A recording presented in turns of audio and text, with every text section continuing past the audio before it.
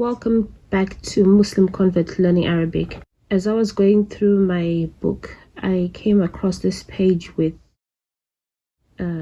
alifs attached to letters, to different letters of the alphabet.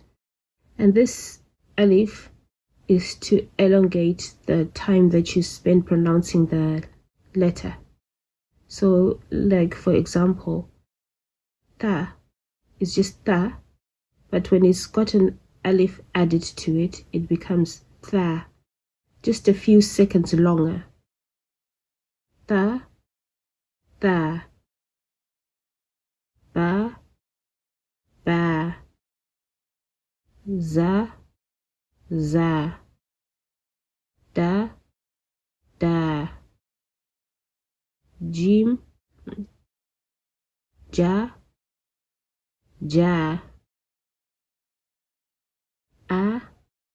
a, and so on.